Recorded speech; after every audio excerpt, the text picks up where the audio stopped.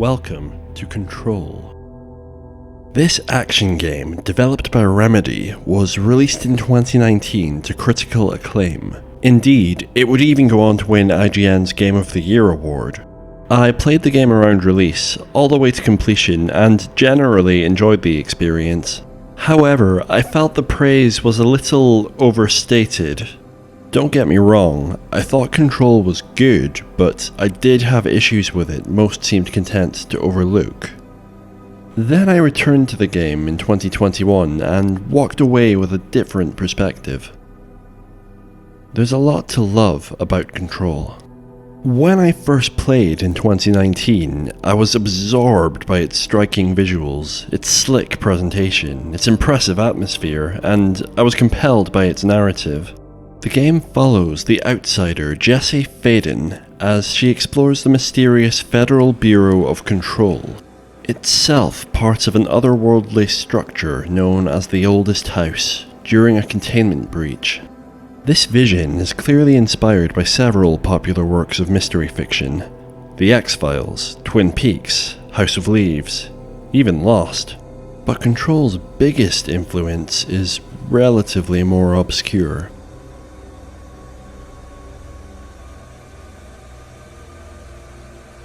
The SCP Foundation is a website devoted to a fictional agency responsible for securing, containing, and protecting paranormal threats. These threats are detailed in a series of entries referred to as SCPs, documents which are often heavily redacted. The website is a rabbit hole of storytelling opportunities. It's been a cult favorite among horror and mystery fans for years, familiar to those who are very online, but less so to general audiences. Control's setting is strikingly similar to this imagined foundation. It even has a version of SCPs named Objects of Power, or OOPs, described in collectible documents found by the player as they explore the environment. Having been a fan of the SCP Foundation for many years, it was cool to see its influence on a major AAA game. However, part of me was conscious that many players would be unfamiliar with this website. I couldn't help but wonder if too much credit was being given to Control for its ideas. If you were experiencing this concept for the first time, it was bound to have more impact on you. It likely had less impact on me as a result. This is a lesser concern in the grand scheme of things, but certainly worth mentioning before I proceed. It's important to understand that I felt this game did not deserve to win any Game of the Year awards. I thought Control was a good game, but I didn't believe it was on that level. My main criticisms with Control concern the game's mechanics. In many ways, it felt like a modern take on the psychic powers subgenre. I was reminded of classic titles like Second Sight and PsyOps: The Mindgate Conspiracy. On a similar note, it reminded me of recent entries in the superhero genre like Infamous. Telekinetic powers fused with gunplay, superhuman speed and movement. This is the core of Control's action. But there's more to the gameplay than this. Like many AAA titles, the game is full of RPG influences. These include commonplace features like skill trees, as well as weapon modifiers and optional dialogue choices. It's all about putting together a powerful build in order to take on hordes of enemies. But it goes deeper than this. In certain respects, Control flirts with light MMO titles like Destiny. The power of your foes is designated by a level number, and named enemies are especially formidable. There are even random time-limited mission events and an expeditions mode reminiscent of strikes or raids. While these are perfectly functional, if unoriginal systems, I felt they were somewhat at odds with the game's cinematic presentation. You see, there's a lot of stop and start in Control which breaks the flow, and it's partly down to these systems. Players collect mods and crafting resources from defeated enemies, and this leads to frequent pausing to fiddle around in menus. The collectible documents contribute to this constant stop and start feeling. This is somewhat forgivable when it comes to optional reading materials and filmed footage, but less so when it comes to audio logs. Players are forced to listen to these in menus or within range of an appropriate audio source. You can't listen on the move. Some of the filmed footage is looped too, meaning you're often left staring at something familiar in order to hear new information. The content within these menus is interesting in its own right, but the problem remains. Players are constantly pulled between these two worlds, and it's necessary to experience both in order to have full narrative context. Other games feature menus and optional collectibles, of course, but the frequency with which I was being pulled into them bothered me. This stop and start quality was made worse by occasional issues navigating the game's map. This failing, I know I'm not alone in. There are entire articles dedicated to particular mission start points that are hard to locate, the same ones I had trouble with. This further interrupted the flow of the game for me. Indeed, it made me conscious I was playing a game and took me out of the experience. And the photo mode really didn't help matters either. I found myself constantly pausing to stop and take screenshots of the wonders before me, but I am willing to take the blame for this one. The fact that the game is extremely good looking is hardly a criticism.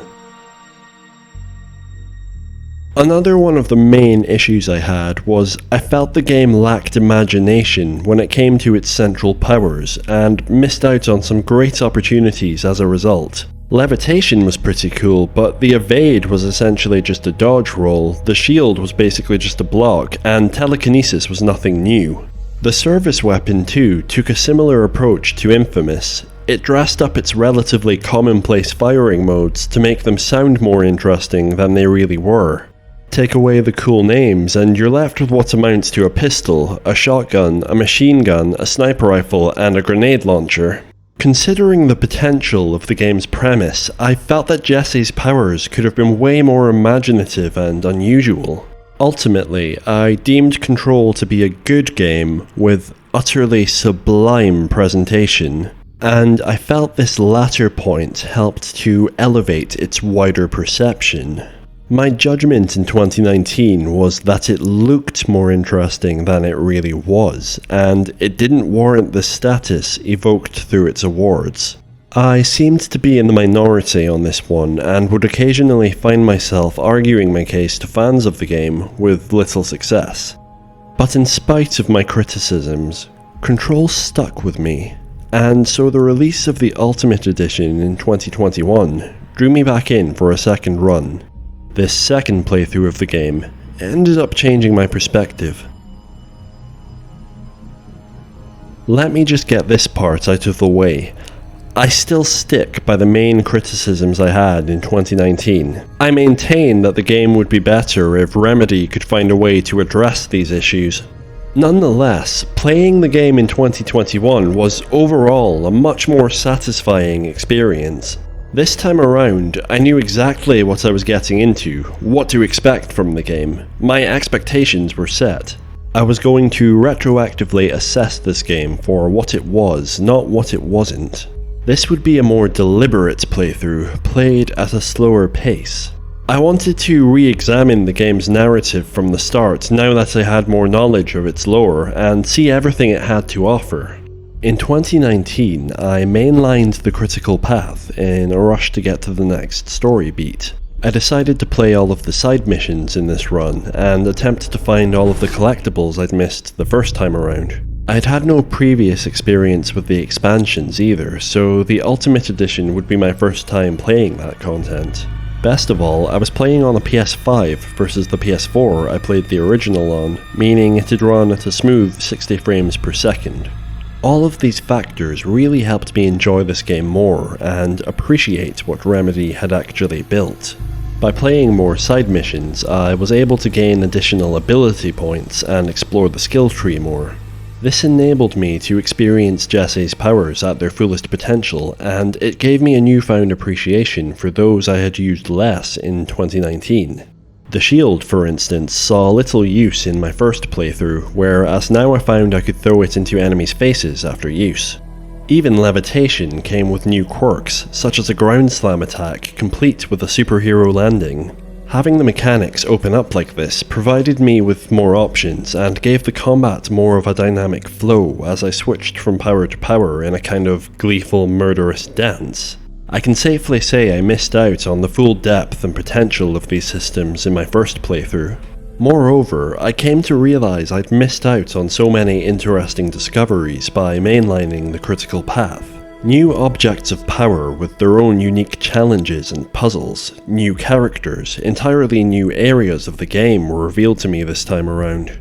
It was more control, and I found more control was something I deeply wanted. Knowing where the story would ultimately end, the game constantly made me wonder what could be explored in a sequel, which narrative threads could be picked up and followed, which mechanics could be expanded upon. The expansions fulfilled my desire for more control and offered tantalizing glimpses into the directions that might be explored in the future. My thinking has shifted in that I'm now looking at Control as the first entry in a series, and when looked at this way, suddenly my criticisms don't bother me as much. In isolation, my issues with the game remain, but I now believe Control is much greater than the sum of its parts. It feels like a vision, one which is relatively more focused and directed than most modern AAA games. I feel that this is the perfect scope, size and formats for a modern title. 15 to 30 hours, linear but simultaneously open, with a complete start-to-finish story that leaves plenty of room for interpretation and fan theories. This is everything I'm looking for in a video game, even if it took me longer than most to see it. Ultimately, I feel I now understand why Control won IGN's Game of the Year award. It's not just about the game, but what the game represents. In an industry full of bloated AAA games and new business models from free-to-plays to live services, Control feels like a throwback to simpler times. In many ways, it's reminiscent of the focus and structure AAA games used to have before aggressive monetization strategies began to influence game design. And in that sense, I feel it's important to praise Remedy for taking this approach. Control is a statement, a well-crafted example of what modern AAA games can be. And for that reason, I'm glad it received so much praise. I'm glad this approach was encouraged. Most of all, I'm glad I revisited it. Control changed my mind, and I can't wait to see what Remedy does next. If you enjoyed this video and would be interested in seeing more like it, please subscribe to the channel and leave a like if you can. If you can share it, that would be even better. You can follow me on Twitter at Gary A. Stott. What do you think about Control?